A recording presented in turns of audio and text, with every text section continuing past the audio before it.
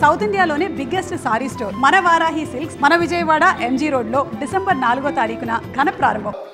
Simplicity నేను madam గారు చూసి నేర్చుకున్నా. ఇప్పుడు కూడా చేనేత వస్త్రాలే మేడం గారు వేసుకుంటారు. అనేక సార్లు మంగళగిరి చీరలు కూడా మేడం గారు వేసుకుని ప్రమోట్ చేశారు. అందుకే మంగళగిరి ప్రజల తరపున మేడం గారికి నా హృదయపూర్వక ధన్యవాదాలు నేను ఈ సభాముఖంగా తెలియజేసుకుంటున్నా. పేద మధ్యతరగతి కుటుంబాలకి అండగా నిలబడాలని ఆనాడు గౌరవ ప్రధానమంత్రి నరేంద్ర మోడీ గారు జిఎస్టీ తగ్గిస్తున్నాం, జిఎస్టీ 2.0 తీసుకొస్తున్నాం అంటే స్మూత్గా ఇబ్బంది లేకుండా అమలు చేశారు నిర్మలా సీతారామన్ గారు.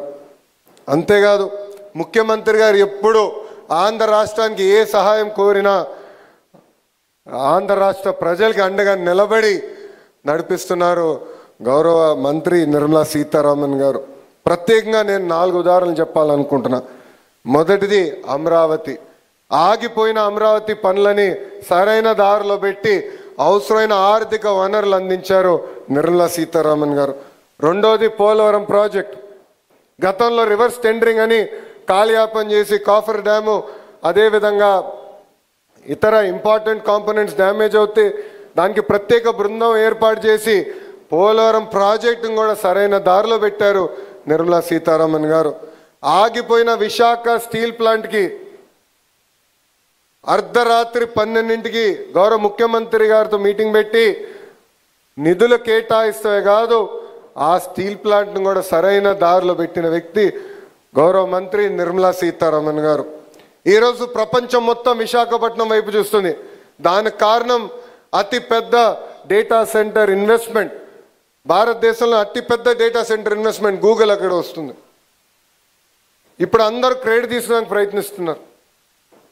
కానీ ఆ ఇన్వెస్ట్మెంట్ భారతదేశానికి ప్రత్యేకంగా విశాఖపట్నానికి వచ్చిందంటే దానికి అండగా నిలబడి అవసరమైన భరోసా ఆనాడు అందించారు నిర్మలా సీతారామన్ గారు.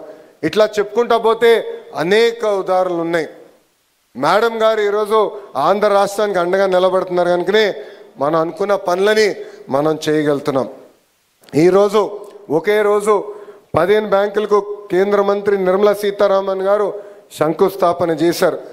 ఈ బ్యాంకుల నిర్మాణంతో అమరావతిలో ఏకంగా ఒక బ్యాంక్ స్ట్రీట్ ఏర్పాటు అవుతుంది. 15 బ్యాంకులు, వివిధ ఇన్సూరెన్స్ సంస్థలు సుమారుగా 1334 కోట్లతో వాళ్ళ కార్యాలయాలు కూడా ఇక్కడ ఏర్పాటు చేసుకోబోతున్నారు. తద్వారా సుమారుగా 7,000 మందికి ఉద్యోగాలు కూడా రాబోతున్నాయి. Andhra Pradesh Grameena Bank, Central Bank of India, యాప్కాప్, Bank of India, Canara Bank, State Bank of India, Union Bank of India, Bank of Baroda, Indian Bank, NABARD, Punjab National Bank, Indian Overseas Bank, IDBI Bank, New India Assurance Company ఈరోజు వీళ్ళందరూ కూడా పెద్ద ఎత్తున అమరావతిలో పెట్టుబడులు కూడా పెడుతున్నారు. దీనికి కారణం మేడం నిర్మలా సీతారామన్ గారు. బ్యాంక్ స్టేట్ ద్వారా అన్ని బ్యాంకింగ్ సర్వీసులు ఒకే చోట మన ప్రభుత్వం తీసుకొస్తుంది. అమరావతి నిర్మాణంలో కూడా ఈ బ్యాంకులు కీలకమైన పాత్ర వహిస్తుందని ఈ సభాముఖం తెలుపుకుంటూ ఇక్కడున్న రైతులందరూ కూడా ఒకే విషయం కోరుతున్నాం. 5 సంవత్సరాలు మనందరం తీవ్రంగా నష్టపోయాం. కలిసికట్టుగా ముందరికెళ్ళాలి. ఇంత పెద్ద ప్రాజెక్ట్ జరిగినప్పుడు చిన్న ఇబ్బందులు ఉంటాయి, ఉండకుండా పోవు. కానీ ఆ సమస్యలన్నీ పరిష్కరించేదానికి గౌరవ ఎంపీ పెమ్మసాని చంద్రశేఖర్ గారు ఉన్నారు, ఎమ్మెల్యే శ్రావణన్ ఉన్నారు, మంత్రి నారాయణ గారు ఉన్నారు. మీ అందరికీ అండగా నిలబడే బాధ్యత మేము తీసుకుంటామని ఈ సభాముఖంగా రైతులందరూ కూడా హామీ ఇస్తూ మీ అందరి దగ్గర నుంచి సెలవు తీసుకుంటున్నా.